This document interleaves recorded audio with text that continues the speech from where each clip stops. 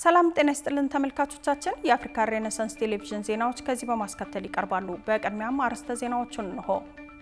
በረሃብ ለተጠቁት ሰዎች በሚል የሚደረጉ የድጋፍ ማሰባሰብ ዘመቻዎች ህገወጥ ናቸው ተባለ። በኢትዮጵያ የአእምሮ ታማሚዎች ቁጥር ከጊዜ ወደ ጊዜ እየጨመረ መምጣቱ ተነገረ። ሰሜን ኮሪያ በፈረንጆቹ አዲስ ዓመት ዋዜማ አዲስ ኒውክሌር ተሸካሚ ባህር ሰርጓጅ የጦር መርከብ ይፋ አደረገች።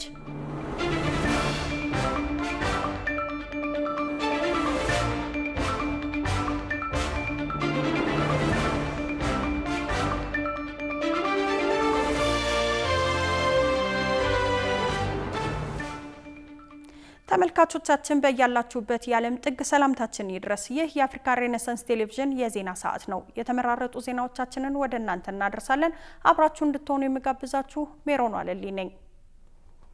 በረሃብ ለተጠቁት ሰዎች በሚል የሚደረጉ የድጋፍ ማሰባሰብ ዘመቻዎች ህገወጥ ናቸው ተባለ። የኢትዮጵያ አደጋ ስጋት አመራር ኮሚሽነር ዶክተር ሽፈራው ተክለማርያም ህወሓት ህዝብን በረሃብ በመቅጣት ለፖለቲካ መሳሪያነት የመጠቀም ተግባሩን ዳግም በትግራይ ህዝብ ላይ እያሳየ ነው ሲሉ ከሰዋል። ብዙነህ እንዳለ ተጨማሪ ያለው ከሰሞኑ በተለያዩ የማህበራዊ ሚዲያዎች በትግራይ ክልል ህጻጽ በሚባለው መጠለያ ካምፕ ውስጥ የሚገኙ ተፈናቃዮችን ለከፍተኛ ረሃብና ለሞት እየተዳረጉ መሆናቸውን በመግለጽ የተለያዩ ግለሰቦች የእርዳታ ማሰባሰብ ስራዎችን በመስራት ላይ መሆናቸውን ሲገልጹ ታይቷል። ከዚሁ ጉዳይ ጋር ተያይዞ ታዲያ የኢትዮጵያ አደጋ ስጋት ስራ አመራር ኮሚሽን የማህበራዊ ሚዲያ አማራጮችን በመጠቀም ሰብአዊ ድጋፍ በማሰባሰብ ላልተገባ ዓላማ እያዋሉ የሚገኙ አካላትን ከድርጊታቸው ሊታቀቡ ይገባል ሲል ማስጠንቀቂያን ሰጥቷል። ኮሚሽኑ በረሃብ ለተጠቁ ሰዎች በሚል የሚደረጉ የድጋፍ ማሰባሰብ ዘመቻዎችም ህገወጥ ናቸው ጭምር ተብሏል። የኢትዮጵያ አደጋ ስጋት ስራ አመራር ኮሚሽን ዶክተር ሽፈራው ተክለማርያም ትህነግ እያሉ የጠሩት ህወሓት ህዝብን በረሃብ በመቅጣት ለፖለቲካ መሳሪያነት የመጠቀም ተግባሩን ዳግም በትግራይ ህዝብ ላይ እያሳየ ነው ሲሉም በብርቱ ወንጅለዋል። የትህነግ ቡድን እያሉ የጠሩትን ህወሓት የፌዴራል መንግስት በትግራይ ክልል በመጠለያ ማዕከላትና በልማታዊ ሴፍቲኔት መርሃ ግብር የሚቀርበውን የሰብአዊ ድጋፍ ለተፈለገው ዓላማ እንዳይውል እያደረገ እንደሚገኝ የጠቀሱት ኮሚሽነሩ የሰሞኑን የህጻጽ መጠለያ ጣቢያ ማስረጃ መሆኑን ለኢዜአ ተናግረዋል። የሚሄደውን ሰብአዊ ድጋፍ በትክክለኛው እንዲደርስ ከማድረግ ይልቅ የተለያዩ የቀረጥ ስርዓቶች ውስጥ በማስገባት እንዳይቋቋም የማድረግም በጣም የተደራጀና ስርዓት የሚመስል ነገር ተዘርግቶ የሚሰራው ነገር በሙሉ የሚያሳየው ትህነግ ለፖለቲካው ለራሱ የፖለቲካ መዳረሻ ለሚላላካቸውና በመላላክ ሊያተርፍ ለሚፈልጋቸው ነገሮች ሟች እንደሆነ ነው የሚያሳየው።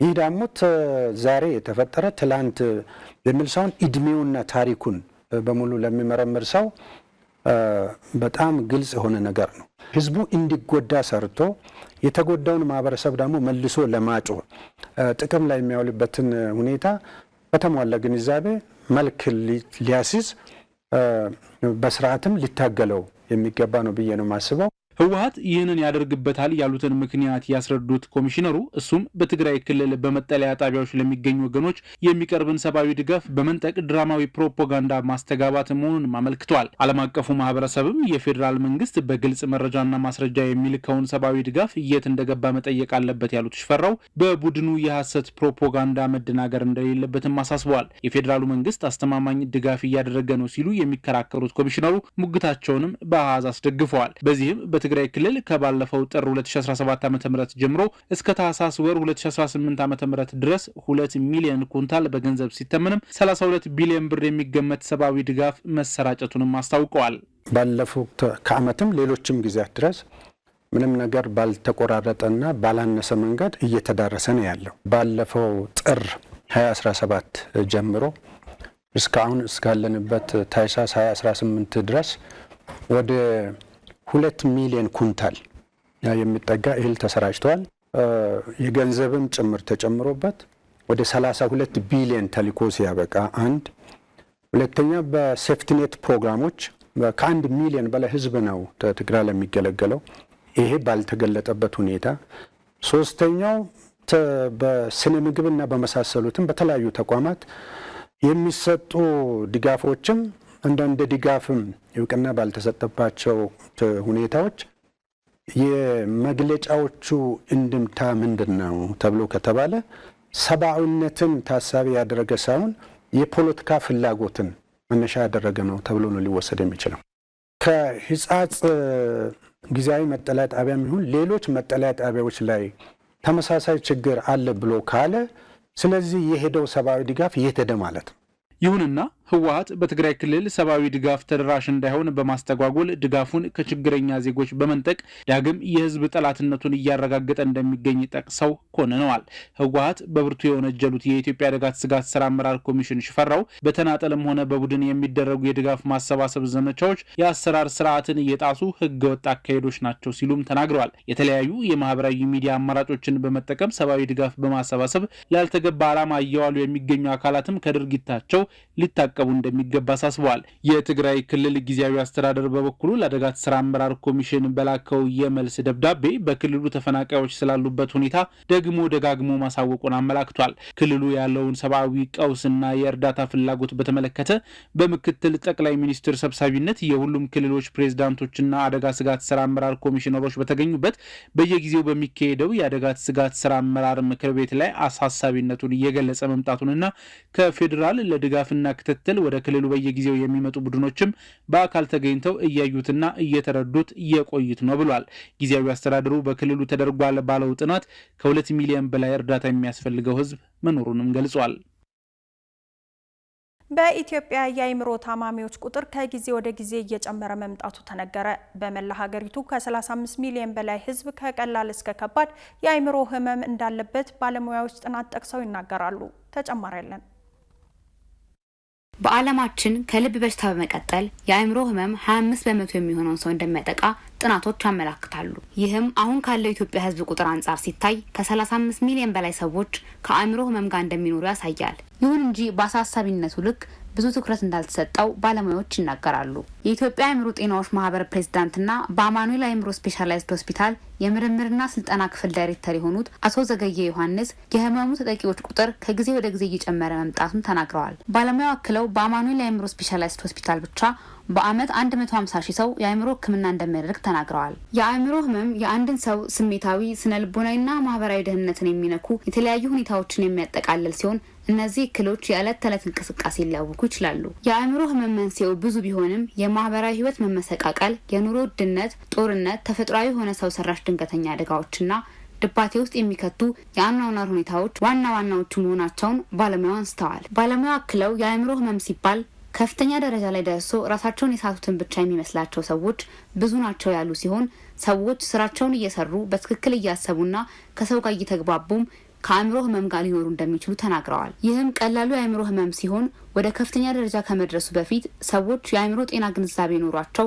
በጊዜ እንዲታከሙ አቶ ዘገየ መክረዋል። ምክንያቱ የማይታወቅ የተደጋገመ ድባቴ፣ ከሌላው ጊዜ በተለየ በቀላሉ ስሜታዊ መሆን፣ ከሰዎች ጋር መግባባት መቸገር፣ ስራን ተረጋግቶ መስራት አለመቻልና ሌሎችም መሰል ምልክቶች ለረጅም ጊዜ ከታዩ የህመሙ ማሳያ ሊሆኑ እንደሚችሉ ባለሙያው አስረድተዋል። መንግስትም ለጉዳዩ በቂ ትኩረት በመስጠት በየጤና ጣቢያዎቹ የአእምሮ ጤና አገልግሎት እንዲስፋፋ፣ ስለ አእምሮ ጤና ለሰዎች በቂ ግንዛቤ እንዲሰጥና በዘርፉ ላይ የሚሰሩ ባለሙያዎችን በማፍራት ላይ እንዲሰራ አቶ ዘገዩ ዮሐንስ መክረዋል።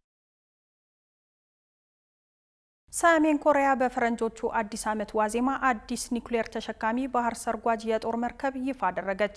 በሌላ ዜና በአልባንያ ፓርላማ አዲስ ተሿሚ ቃለ መሐላ በሚፈጽሙበት ወቅት የተቃዋሚ ፓርቲ አባላት ርችት የታከለበት አመጽ ቀስቅሰው ምክር ቤቱ ወደ ትርምስ ማምራቱ ተነግሯል።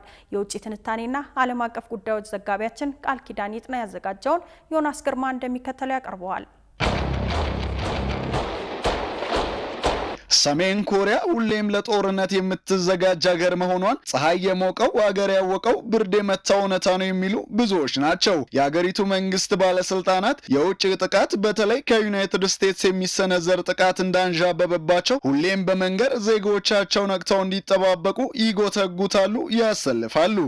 ይህ በሀገሪቱ መሪ ኪም ጆንግ ኡን ዘወትር የሚቀነቀን ስጋት ፒዮንግያንግ ያለማቋረጥ አዳዲስ የጦር መሳሪያዎችን እያመረተች እንድትሞክር ማድረጉ የሚነገር ሲሆን በአዲሱ የፈረንጆቹ ዓመት ዋዜማ የሆነውም ከዚህ የተለየ አልነበረም። አወዛጋቢው የሰሜን ኮሪያ መሪ ኪም ጆንግ ኡን ጦራቸው ኒውክሌር ተሸካሚ ባህር ሰርጓጅ የጦር መርከብ ለመገንባት በሚያደርገው ጥረት ላይ ትልቅ መሻሻል ማሳየቱን ይፋ ባደረጉበት ወቅት ካርታ ላይ ጎረቤታቸው መሬት ላይ ግን ባላንጣቸው በሆነችው ደቡብ ኮሪያ ላይ የሰላ ወቀሳ መሰንዘራቸው ተሰምቷል። ፕሬዝዳንት ኪም በዚህ ወቅት ደቡብ ኮሪያን ቀዳሚ ጠላት ሲሉ የበየኗት ሲሆን ሰሜን ኮሪያ ወታደራዊ አቅሟን የምታጠናክረው ማንኛውንም አይነት ትንኮሳ ለመመከትና የአገሪቱን ሉዓላዊነት ለማስከበር እንደሆነም አጽንኦት ሰጥተዋል። የሆነው ሆኖ የዚህ ኒውክሌር ተሸካሚ አህጉር አቋራጭ ባህር ሰርጓጅ የጦር መርከብ ግንባታ አንድ ደረጃ ከፍ ማለት በኮሪያ ልሳነ ምድር ያለውን ውጥረት ይበልጥ ሊያባብሰው እንደሚችልም ጉዳዩን በቅርበት የሚከታተሉ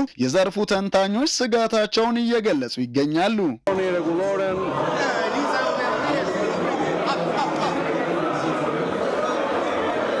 በሌላ ዜና በአልባንያ ፓርላማ አዲስ ተሿሚ ቃለ መሃላ በሚፈጽሙበት ወቅት የተቃዋሚ ፓርቲ አባላት ርችት የታከለበት አመጽ ቀስቅሰው ምክር ቤቱ ወደ ትርምስ ማምራቱም ተናግረዋል። የቃለ መሃላ ስነ ስርዓቱ በሚከናወንበት ወቅት በርካታ መቀመጫ የያዘው የተቃዋሚ ዲሞክራቲክ ፓርቲ የፓርላማ አባላት ደማቅ ተቀጣጣይ ርችት በመለኮስ የውሃ ጠርሙሶችንና ወረቀቶችን በመወርወር የጸጥታ ጠባቂዎችን በመግፋትና የመንግስት መቀመጫዎችን ለአጭር ጊዜ በመያዝ ስብሰባው እንዲቋረጥ ማድረጋቸውን የተነገረው።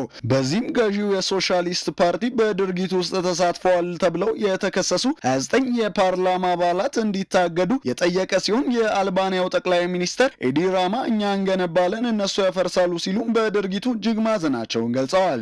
በአልባንያ ፓርላማ ውስጥ የተቀሰቀሰው ትርምስ በአገሪቱ ዋና ከተማ ቲራና በተቀሰቀሰው መጠነ ሰፊ ተቃውሞ ሰልፈኞች ጠቅላይ ሚኒስተር ኤዲ ራማ ስልጣን እንዲለቁ ከመጠየቅ ባለፈ ምክትል ጠቅላይ ሚኒስተሯ ቢሊንዳ ባሉኩ የፓርላማ ያለመከሰስ መብት እንዲነሳ ጥያቄ ማቅረባቸውም ነው የተሰማው። ዘገባዎች እንዳመላከቱት አለመረጋጋቱ የመጣው ገዢው የሶሻሊስት ፓርቲ ባሳለፍነው ግንቦት ከተካሄደው ምርጫ በኋላ 52 በመቶ ድምጽ በማግኘት ጠንካራ ስልጣን አለው በሚባልበት ወቅት ቢሆንም ይህም ሳያንስ የአልባንያው ጠቅላይ ሚኒስተር ኤዲ ራማ ከወራት በፊት ሙስናን ለመታገል በሚል በዓለማችን ታሪክ ለመጀመሪያ ጊዜ በሰው ሰራሽ አስተውሎት ወይም በኤአይ የተሰራ ሚኒስተር በመሾም ካቢኔያቸው ውስጥ እስከ ማካተት የደረሰ ተአምራዊ የሚባል እርምጃ ቢወስዱም የሚመሩት መንግስት ግን በሙስና ክስ ቅሌት ከመብጠልጠል ስልጣን እንዲያስረክብ ከሚወተውት ተደጋጋሚ ጥያቄ ከመደንቆር ግን ከቶ ሊታደጉት አልተቻላቸው።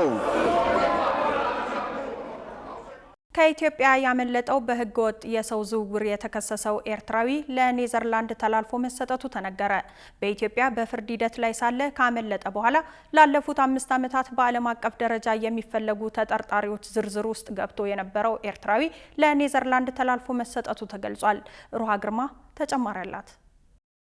ሰዎችን በህገ ወጥ መንገድ በማዘዋወር የተከሰሰው ኤርትራዊ ከተባበሩት አረብ ኤምሬትስ ለኔዘርላንድ ተላልፎ መሰጠቱ ተገልጿል። የ41 ዓመቱ ኪዳኔ ዘካሪያስ ሀብተ ማርያም በኔዘርላንድ ፍርድ ቤት እንደሚቀርብ የአገሪቱ አቃቤ ህግ በድረገጹ ያወጣው መግለጫ ይጠቁማል። ግለሰቡ በኢትዮጵያ በፍርድ ሂደት ላይ ሳለ ካመለጠ በኋላ ላለፉት 5 ዓመታት በዓለም አቀፍ ደረጃ የሚፈለጉ ተጠርጣሪዎች ዝርዝር ውስጥ ገብቶ የነበረ ሲሆን በአሁኑ ሰዓት በኔዘርላንድ ወታደራዊ ፖሊስ ታጅቦ ከተባበሩት አረብ ኤምሬትስ ወደ አምስተርዳም መወሰዱ ተገልጿል። ኪዳኔ ከኢትዮጵያ ካመለጠ በኋላ በሌለበት የእድሜ ልክ እስራት ተፈርዶበት የነበረ ሲሆን የኔዘርላንድ አቃቢ ህግ ኪዳኔ ላይ የሚቀርበው ክስ ከሊቢያ ወደ አውሮፓ የሚጓዙ ስደተኞች ላይ ከተፈጸመ ጥቃትና ብዝበዛ ጋር ይገናኛል ብሏል። ኪዳኔ በወንጀል ቡድን ውስጥ በመሳተፍ ስደተኞችን በህገ ወጥ መንገድ በማዘዋወር ሰዎችን በማገት በብዝበዛ አካላዊ ጥቃት በማድረስ እንዲሁም ወሲባዊ ጥቃት በመፈጸም በኔዘርላንድ ሲፈለግ ነበር። በተባበሩት አረብ ኤምሬትስ የተመራ ዓለም አቀፍ አሰሳ ተካሂዶ ኪዳኔ እንደ አውሮፓውያን አቆጣጠር በ2023 በሱዳን ተይዞ ነበር።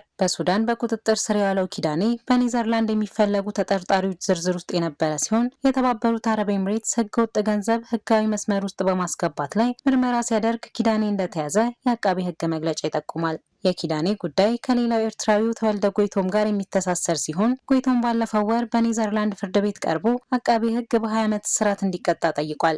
አቃቤ ህግ ባወጣው መረጃ መሰረት በህገ ወጥ የሰው ዝውውር ትልቅ ከሚባሉ የፍርድ ሂደቶች አንዱ ነው። የኔዘርላንድ አቃቤ ህግ ኪዳኔ ላይ የሚቀርበው ክስ ከሊቢያ ወደ አውሮፓ የሚጓዙ ስደተኞች ላይ ከተፈጸመ ጥቃትና ብዝበዛ ጋር ይገናኛል። ሁለቱ ኤርትራውያን አብረው በመስራት ከፍተኛ ገንዘብ እንዳገኙና በዋናነት ኤርትራውያን ስደተኞችን ያንገላቱና ገንዘባቸውን ይበዘብዙ እንደነበር ተገልጿል። በሊቢያ ኤርትራውያን ስደተኞች ላይ የሚያደርሱት ስቃይ ይቆም የነበረው ቤተሰቦቻቸው ከከፈሉ ብቻ ነው ሲል አቃቤ ሕግ ገልጿል። የስደተኞቹ ቤተሰቦች ገንዘብ ከከፈሉ በኋላ ስደተኞቹ የሚደርስባቸው ስቃይ ተገቶ ወደ አውሮፓ ጉዟቸውን እንዲቀጥሉ እንደሚፈቀድላቸውም ተገልጿል። ኪዳኔ በተባበሩት አረብ ኤምሬትስ በቀረበበት ክስ ታስሮ ከቆየ በኋላ ለኔዘርላንድ ተላልፎ እንደተሰጠ የተገለጸ ሲሆን ከሁለቱ ኤርትራውያን በተጨማሪ ሌሎች 5 ተጠርጣሪዎች ለወንጀል ቡድኑ ገንዘብ በመሰብሰብና በማስተላለፍ ፍርድ ቤት እንደሚቀርቡ ተገልጿል። የኔዘርላንድ አቃቢ ሕግ እንዳለው ምርመራ እየተካሄደ ያለው እንደ አውሮፓውያን አቆጣጠር ከ2014 እስከ 2020 ድረስ በተፈጸሙ የወንጀል ድርጊቶች ነው። በዚህም ጣሊያን፣ ዩሮፖል፣ ኢንተርፖል እና ዓለም አቀፉ የወንጀል ፍርድ ቤት እንደሚሳተፉ ተገልጿል። ክቡራትና ክቡራን ተመልካቾቻችን አሁንም የአፍሪካ ሬኔሳንስ ቴሌቪዥን ዜናዎች እንደቀጠሉ ናቸው። ወደ ቀጣዮቹ ጉዳዮቻችን ከመሻገራችን በፊት ይፋዊ የማህበራዊ ገጾቻችንን ልናስታውሳችሁ ወደድን። በቴሌቪዥን ስርጭት ያለፏችሁን ፕሮግራሞቻችንን ከ1.8 ሚሊዮን በላይ ሰብስክራይበሮች ባሉት አርትስ ቲቪ ወርልድ የዩቲዩብ ገጻችን በኩል ልትከታተሉ ትችላላችሁ። በተጨማሪም በርካታ ተከታዮች ባፈራንባቸው በፌስቡክ፣ በቀድሞ ትዊተር እና በአሁኑ ኤክስ እንዲሁም በቲክቶክ እና ኢንስታግራም ገጾቻችን በኩል ቤተሰብ መሆን ትችላላችሁ። ከቆይታ በኋላ ኬሊያን ምባፔና ኦስማን ዴምቤሌ ዛሬ ምሽት በሚደረገው በ35ኛው የአፍሪካ ዋንጫ የሞሮኮውን ሁለተኛ የምድብ ጨዋታ ሊታደሙ መሆኑን ጨምሮ የተመራረጡ ስፖርታዊ መረጃዎችን ወደ እናንተ እናደርሳለን። ይጠብቁን። የመረጃ ነጻነት አዋጅ ማሻሻያ አሁንም ከማመቻቸት ይልቅ የከልካይነት አካሄድ ስለሚንጸባረቅበት ሊስተካከል እንደሚገባ የኢትዮጵያ መገናኛ ብዙሃን ምክር ቤት አሳሰበ። ምክር ቤቱ በረቂቅ አዋጅ ዙሪያ ባደረገው የምክክር ማሻሻያ በርካታ በጎ ጎኖች የተካተቱበት መሆኑን በመጥቀስ ሊስተካከል ይገባል ያለውን ሀሳብም አንስቷል። ጌታውን አበበ ተጨማሪ ያለው። በስራ ላይ የሚገኘው የመረጃ ነጻነት አዋጅ ከ17 ዓመታት በላይ በስራ ላይ የሚገኝ ሲሆን በእርግጥ በመሃል ከመገናኛ ብዙሃን አዋጁ ጋር አንድ ላይ የተሻሻለ መሆኑ ይታወሳል። አዋጁ ለሁሉም ዜጋ መረጃ እንዲያገኝ ተብሎ የተዘጋጀ ቢሆንም በተለይ በመገናኛ ብዙሃን ዘንድ የተለየ ትኩረት ይሰጠዋል። የኢትዮጵያ የመገናኛ ብዙሃን ምክር ቤት ፕሬዝዳንትና የሪፖርተር ጋዜጣ ባለቤት አማራ አረጋዊ ደግሞ አዋጁ የጋዜጠኞች መብት ብቻ አይደለም ሲሉ ተደምጠዋል። ነጻነትና መብት ሲባል የጋዜጠኛ መብት ማለት አይደለም፣ የህዝብን መብት ነው። መረጃ የማግኘት መብት ስንል ጋዜጠኛው የሚፈልገውን መረጃ ብቻ ሳይሆን ህብረተሰቡን የሚፈልገውን እንትን የሚያደርግ ስለሆነ በጣም አስፈላጊ የሆነና ወቅታዊ የሆነ አጀንዳ ነው። ከዛ በተጨማሪ ደግሞ የመረጃ ጉዳይ፣ የኢንፎርሜሽን ጉዳይ ህብረተሰብ ወይም ህዝብ በሀገሩ ጉዳይ ላይ ሚናውን መጫወት የሚችለው በሀገሩ ጉዳይ ላይ ኢንፎርሜሽን ሲኖረው። በርካታ የማሻሻያ ሀሳቦች ሲቀርቡበት የነበረው የመረጃ ነጻነት አዋጅ ከመገናኛ ብዙሃን አዋጅ ተነጥሎ ለብቻው በእንባ ጠባቂ ተቋም አማካኝነት ማሻሻያ ተደርጎለት ረቂቁ በውይይት ላይ ይገኛል።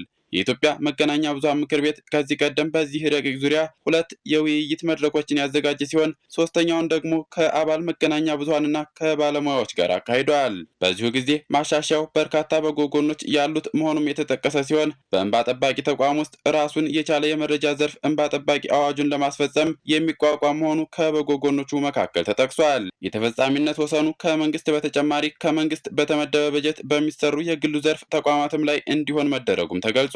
የኢትዮጵያ መገናኛ ብዙሃን ምክር ቤት ስራ አስፈጻሚ አባል የሆኑት ጋዜጠኛ መሰረት አታላይ እንዳሉት የመገናኛ ብዙሃን አዋጅ ሲወጣ በዋናነት የመረጃ ስርዓትን በተሟላ መልኩ ኢትዮጵያ ውስጥ ማስፈን ነው ብለዋል። አዋጁ ሲወጣ የመረጃ ነጻነት አዋጅ ኢንቴንሽኑ የመረጃ ነጻነት ስርዓትን በተሟላ ሁኔታ ኢትዮጵያ ውስጥ ማስፈን ነው። በቃ ዓላማው ይሄ ነው። በቃ ዋናው ዓላማው ይሄ ነው እንጂ መከልከል አይደለም። መከልከል አይደለም ዋናው ዓላማ። የዲሞክራሲ ስርዓቱን ለመገንባት በሚያመች ሁኔታ መረጃ ስርዓቱን ማደራጀት፣ ስርዓት ያዞ መምራት ነው። የአዋጁ ዓላማ ሰዎች በሀገሪቱ ህገ መንግስት በአህጉራዊና ዓለም አቀፋዊ የሰብአዊ መብቶች ድንጋጌዎችና ስምምነቶች የተረጋገጠላቸውን መረጃ የመጠየቅ፣ የማግኘት፣ የማስተላለፍና የማስተላለፍ መብትና ነጻነት ተግባራዊ ማድረግ በስራ ላይ ባለው አዋጅ ተቋማት መረጃ ሲጠየቁ በ30 ቀናት ውስጥ መስጠት እንዳለባቸው የጊዜ ገደብ የተቀመጠ ሲሆን ማሻሻያው ይህንን ወደ 21 ቀናት እንዲወርድ አድርጎታል። መረጃው አስቸኳይ ከሆነ ደግሞ ስራ ላይ ያለው አዋጅ በ10 ቀናት መስጠት አለባቸው ብሎ ሲያስቀምጥ ማሻሻያው ይህንን ወደ 2 ቀናት አወርዶታል። የኢትዮጵያ የመገናኛ ብዙሃን እንዲህ አይነት የመረጃ ረቂቅ ውይይት በተለይ በምክር ቤቱ መካሄዱ አስፈላጊ መሆኑን በመጥቀስ ጋዜጠኛ ጥበቡ በለጠ ከዚህ ባለፈ በሀገራችን ውስጥ መረጃን የመንፈግ ጉዳይ መቀረፍ አለበት ሲሉ ተናግረዋል። የተደረገው ይህ ረቂቅ ውይይቶቹ በጣም ጥሩ ናቸው። ከዚህ ቀደምም በምክር ቤቱ በኩል የተደረጉ ውይይቶች አሉ እና ጥሩ እየዳበረ የመጣ ነው። ስለዚህ ይህንን የበለጠ ክፍተቶቹን እየሞላን ምናልባት በሀገራችን ውስጥ መረጃን የመንፈግ እንደ ባህል ያለውን ነገር ትንሽ መቅረፍ የሚቻልበት በሕግ እያስተሳሰሩ ማውጣት በጣም ጥሩ ይመስለኛል። የህዝብ እንባ ጠባቂ ተቋም በበኩሉ እነዚህ የክልከላ አንቀጾች የገቡት ሊከለከሉ የሚገባቸው ጉዳዮች በቀደመ አዋጅ በጥቅል ስለተቀመጡ በማሻሻያው ግልጽ ለማድረግ በማስፈለጉ ነው ብለዋል።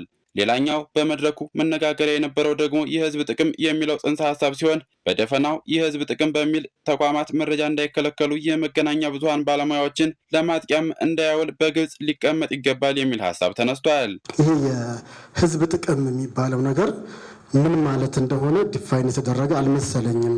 ባለፉትም ስንወያይ እንደነበረው ጋዜጠኛ የህዝብ ጥቅም ነው ብሎ አስበው የሆነን ጉዳይ ሲዘግብ መንግስት ደግሞ አይ የህዝብ ጥቅምን እና የሀገር ጥቅምን አሳልፈ እንደዚህ ያደርጋል ብሎ የመክሰስ የማሰር የማዋከም ነገሮች አሉና ከዚህ አንጻር የህዝብ ጥቅም የሚለው ነገር ዲፋይን ቢደረግ መልካም ነው ብዬ አስባለሁ። የህዝብ እንባ ጠባቂ ተቋም የመረጃ ነጻነት አዋጅ በባለድርሻ አካላት የተሰጡ ግብአቶች ታክለውበት በአንድ ወር ጊዜ ውስጥ ለህዝብ እንደራሴዎች ምክር ቤት ይቀርባል ተብሎ እንደሚጠበቅም በዚሁ መድረክ ላይ አስታውቋል። ክቡራን ተመልካቾቻችን አሁን በሲቢኢ የኢትዮጵያ ፕሪሚየር ሊግ ሐዋሳ ከተማና ድሬዳዋ ከተማ ድል ሲቀናቸው ኢትዮጵያ ቡና በአመቱ ለአምስተኛ ጊዜ ተሸንፎ የወጣበትን ጨምሮ የተመራረጡ ስፖርታዊ መረጃዎችን ወደ እናንተ የምናደርስበት ሰዓት ላይ ደርሰናል። ስፖርታዊ መረጃዎቹም በባልደረባችን ሷሊ መሐመድ ወደ እናንተ ይደርሳሉ። ከመረጃዎቹ ጋር መልካም ቆይታ።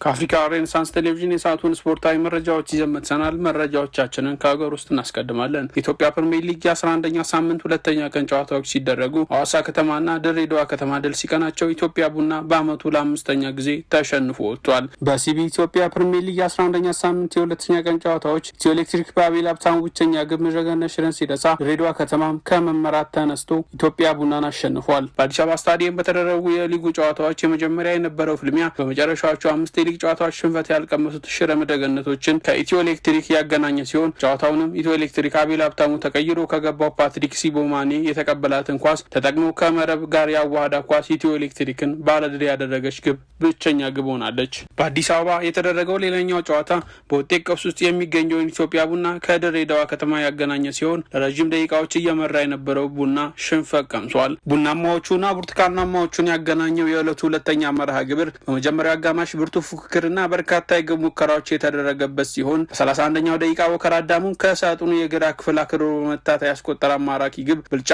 ለነበራቸው የኢትዮጵያ ቡናዎች መሪ ማድረግ ችላለች። በሁለተኛው አጋማሽ ድሬዳዋ ከተማዎች ብልጫ የወሰዱበት ሲሆን በ77ኛው ደቂቃ ጥረታቸው ፍሬ አፍርቶ አስራት ቱንጆ በጥሩ መንገድ አሻልኳት ጀሚል ያዕቆብ ወደ ግብነት በቀየረ ኳስ የአቻነት ግብ ማስቆጠር ችለዋል።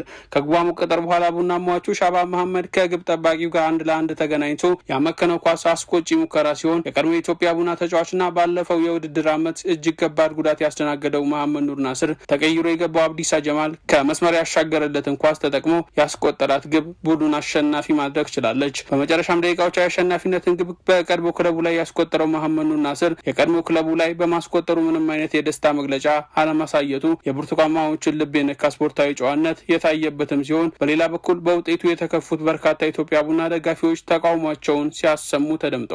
በአዳማ ሳይንስና ቴክኖሎጂ ስታዲየም በተደረጉ ሁለት ጨዋታዎች ሐዋሳ ከተማ በያሬድ ብሩክና ጌታነህ ከበደ ግቦች ታግዞ ከመመራት ተነስቶ ሸገር ከተማን ማሸነፍ ሲችል ቅዱስ ጊዮርጊስ በበኩሉ ኢትዮጵያ ንግድ ባንክን ገጥሞ በሀብታሙ ጉልላት ግብ ሲመራ ቢቆይም በመጨረሻዎቹ ደቂቃዎች በተቆጠረበት ግብ ነጥብ ተጋርቶ ወጥቷል።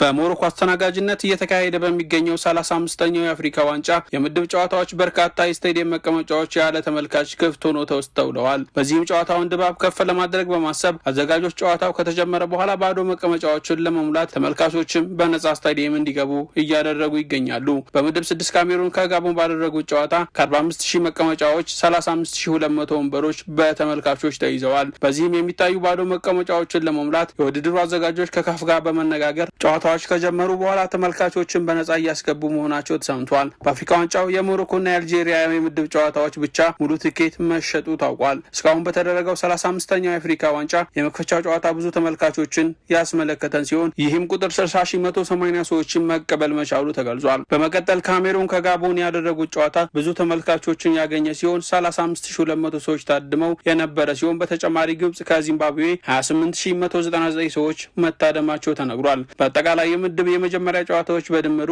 233634 ተመልካቾች በስታዲየም ተገኝተው ታድመዋል። የአፍሪካ ዋንጫ የምድብ ጨዋታ ዛሬም ቀጥሎ ሲደረግ ዛምቢያ ከኮሞሮስ ምሽት 2 ሰዓት ተኩል ሲጀምር አስተናጋጇ ሞሮኮ ከማሊ ይገናኛሉ። በተያያዘ ዜና ክሊያን ምባፔና ኡስማን ዴምቤሌ በ35ኛው የአፍሪካ ዋንጫ የሞሮኮን ሁለተኛ የምድብ ጨዋታ ወይም ምሽት ማሊ ከሞሮኮ ራባት በሚገኘው በሙላ አብዱላህ ስታዲየም ከምሽት 5 ሰዓት ጀምሮ በሚደረጉት ጨዋታ ሊታደሙ እንደሚችሉ ተነግሯል። እናም ይህን ተጠባቂ ጨዋታ የሪያል ማድሪድ የፊት መስመር ተጫዋች ክሊያን ምባፔና የወቅቱ የባሎን ዶር አሸናፊ እንዲሁም የፊፋ የዓመቱ ምርጥ ተጫዋች ሽልማት አሸናፊ ኡስማን ዴምቤሌ ስታዲየሙ ተገኝተው ጨዋታውን እንደሚታደሙ ግብዣ እንደቀረበላቸው የሀገሪቱ መገናኛ ብዙሃን አስነብበዋል። ክሊያን ምባፔና ኡስማን ዴምቤሌ የሞሮኮ ብሔራዊ ቡድን አምበል አሽረፍ ሀኪሚ የቅርብ ጓደኞች መሆናቸው ይታወቃል። የ2025ቱ ብቸኛው የቦክሲንግ ዴይ ጨዋታ ዛሬ ምሽት ሲከናወን ማንቸስተር ዩናይትድ ኒውካስል ዩናይትድን ይገጥማል። በእንግሊዝ የበዓል ሰሞን ጨዋታዎች የአውሮጌው ዓመት ማጠናቀቂያ ላይ የሚደረጉ በመሆናቸው በርካታ ተመልካቾች የሚታደሙባቸውና ልዩ ትዝታ የሚያስቀሩባቸው ፍልሚያዎች ይባላሉ። በተለይ የቡድኖች አቅም አብዝቶ የሚፈትነው የጨዋታዎች መደራረብ ይህንን ተከትሎ የሚገጥሙ የተጫዋቾች ጉዳትና በዋንነት ደግሞ ክለቦች ተጋጣሚዎቻቸውን በማሸነፍ ለደጋፊዎቻቸው ልዩ የበዓል ስጦታ ለማድረግ ሜዳ ላይ የሚያሳዩት ያልሸነፍ ባይነት ትንቅንቅ የብዙዎችን ትኩረት የሚስብ ነው። በእነዚህ የበዓል ሰሞን ጨዋታዎች መካከል የሚደረገው ወይም የፈረንጆቹ ገና በዋለ በማግስቱ ብቻ የሚከናወነው የአንዱ ቀን መርሃ ግብር ቦክሲንግ ዴይ ተብሎ ይጠራል። ለረጅም ዓመታት በዚህች ቦክሲንግ ዴይ እስከ 10 የእንግሊዝ ፕሪሚየር ሊግ ጨዋታዎች ይደረጉበትም ነበር። የውድድሩ አዘጋጆች የሊጉ መርሃ ግብሮች ሲያወጡ ጊዜው የበዓሉ ዋዜማ እንደመሆኑ መጠን ክለቦችና ደጋፊዎቻቸው ረጅም ርቀት ተጉዘው እንዳይሄዱ ለማድረግ በቅርብ ርቀት ላይ ከሚገኙ ቡድኖች እንደሚያጫውቱ ይደረግም ነበር። ጎረቤታሞችና የምንጊዜም ተቀናቃኝ ክለቦች ሲገናኙ የአሸናፊ ቡድን ደጋፊዎችና ተጫዋቾች የአሮጌውን ዓመት ማጠናቀቂያ በልዩ ትዝታ የሚደመድሙበት፣ የተሸነፉበት ደግሞ መጪውን አዲሱን ዓመት በቁጭትና ሌላ ድል ለማግኘት ተስፋን የሚሰንቁበት ይሆናል። በዚህ ዓመት ባልተለመደ መልኩ ዛሬ ማንቸስተር ዩናይትድ ከኒውካስል ዩናይትድ በሚገናኙበት ጨዋታ የዓመቱ ብቸኛ ቦክሲንግ ዴይ መርሃ ግብር ሆኗል። ፕሪሚየር ሊጉ ይፋ እንዳደረገው ከሆነ በቅርብ ጊዜያት የተጨመሩ የአውሮፓ ውድድሮች የሊጉ መርሃ ግብር ላይ ተጽዕኖ አሳድረዋል። በተለይ የዚህ ዓመት የእንግሊዝ ፕሪሚየር ሊግ ከእስከዛሬዎቹ በተለየ መልኩ 380ዎቹ ጨዋታዎች በ33 ሳምንታት የሚጠናቀቁ መሆናቸው ነገሮችን ፈታኝ እንዲያደርጋቸውና በዚሁ ምክንያት በ2025ቱ አንድ የቦክሲንግ ዴይ ጨዋታ ብቻ እንዲኖር መደረጉ ሊጉን አሳውቋል። በብቸኛው የቦክሲንግ ዴይ ጨዋታ ማንቸስተር ዩናይትድ ምሽት 5 ሰዓት ላይ ኒውካስል ዩናይትድን ያስተናግዳል። ተጫዋቾቹም በአፍሪካ ዋንጫና በጉዳት ያጣው ዩናይትድ ከኒውካስል ካደረጋቸው ያለፉት 5 የሊግ ጨዋታዎች በ4ቱ ተሸንፏል። በቦክሲንግ ዴይ ብዙ ጊዜ ካሸነፉ ቡድኖች አንዱ የሆነው ማንቸስተር ዩናይትድ በዚህ ዕለት ከኒውካስል ዩናይትድ ጋር የተገናኘባቸውን 3 ጨዋታዎች አሸንፏል። በባለሜዳዎቹ በኩል ብሩኖ ፈርናንዴሽና ኮቢ ማይኖ በጉዳት ከስብስቡ ውጭ ናቸው። በኒውካስል በኩል ደግሞ ኒክ ፖፕ ከጉዳቱ ሲመለስ ዳርበርንና ቲኖ ሊቨርሜንቶ በጉዳት የማይሰለፉ ይሆናል። ውድ ተመልካቾቻችን የአፍሪካ ሬኔሳንስ ቴሌቪዥን የሰዓቱ ዜናዎች የተከታተላችሁትን ይመስሉ ነበር። ስለሰጣችሁን ጊዜ ከልብ እያመሰገንን ከዜናዎቹ ጋር ሜሮን አለልኝ ቆይታ አድርጌያለሁ። ከቀሪ የጣቢያችን ዝግጅቶች ጋር መልካም ጊዜን ተመኘው።